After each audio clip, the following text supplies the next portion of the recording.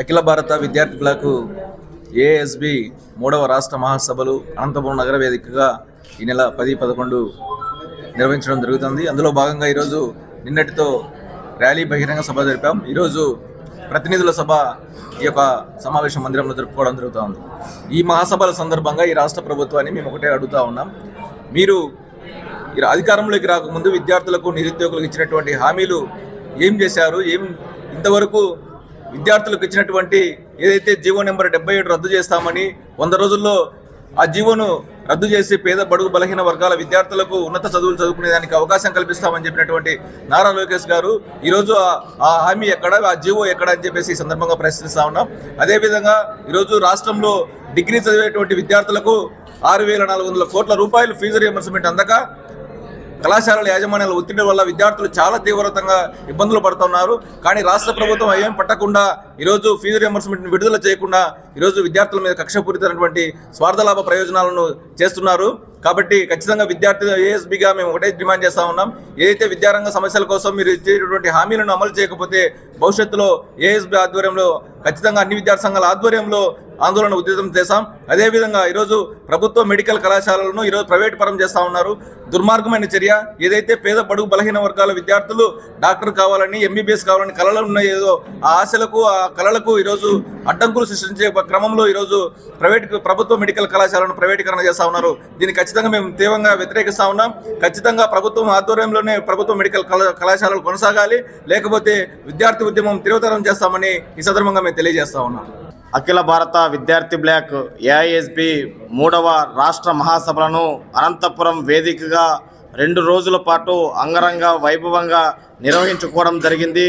మరి ఏదైతే 3వ రాష్ట్ర సందర్భంగా 2వ రోజు మరి అనంతపురం నగరం యాదవ్ కన్వెన్షన్ హాల్లో మరి ఏఐఎస్బి ప్రతినిధుల సభ నిర్వహించుకోవడం జరిగింది. మరి ఏదైతే ఈ యొక్క సభలో ఈ రాష్ట్రంలో అవలంబిస్తున్నటువంటి పరిపాలన పైన ముఖ్యంగా చర్చించడం జరిగింది. ఈ రాష్ట్రంలో నెలకొన్నటువంటి విద్యారంగ సమస్యలపై ప్రత్యక్షంగా మరి చర్చించడం జరిగింది. మరి ఈ రాష్ట్రంలో ఈరోజు విద్యార్థులు అనేక సమస్యలతో కొట్టుమిట్టాడుతూ ఉన్నారు. ఆ సమస్యలన్నిటికీ ఈ రాష్ట్ర ప్రభుత్వం పరిష్కారం చూపాలని చెప్పేసి ఆల్ ఇండియా స్టూడెంట్ బ్లాక్ ఏఐఎస్బిగా డిమాండ్ చేస్తూ ఉన్నాం. అదేవిధంగా ఈ రాష్ట్రంలో ఏదైతే మరి విద్యార్థులు కావచ్చు, ఈరోజు ఈ రాష్ట్రంలో ప్రజాపాలన జరగడం లేదు, ఈరోజు ప్రైవేట్ కార్పొరేట్ పాలన జరుగుతూ ఉందని చెప్పేసి ఈ సందర్భంగా తెలియజేస్తూ ఉన్నాం.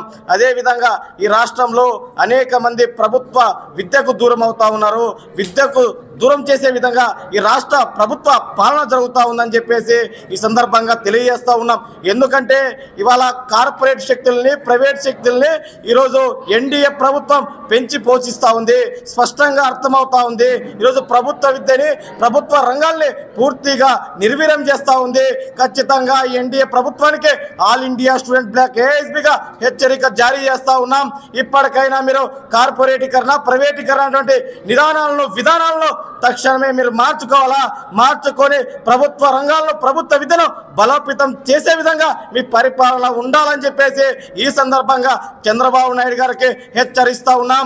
అదేవిధంగా విద్యాశాఖ మంత్రిగా పనిచేస్తున్నటువంటి నారా లోకేష్ గారు మరి యువతకు, విద్యార్థులకు అండగా ఉంటాను అని చెప్పి అధికారంలోకి వచ్చిన తర్వాత ఇవాళ మీరు విద్యార్థుల సమస్యలను గాలి కొదిలేసి మీరు ఈరోజు మీ స్వార్థ రాజకీయాలు చేసుకుంటూ ఈరోజు ప్రైవేటు వ్యక్తులకి, కార్పొరేట్ వ్యక్తులకి మెడికల్ కళాశాలను కట్టబెడుతూ ఈరోజు విద్యార్థుల నడ్డిని విరుస్తున్నావు.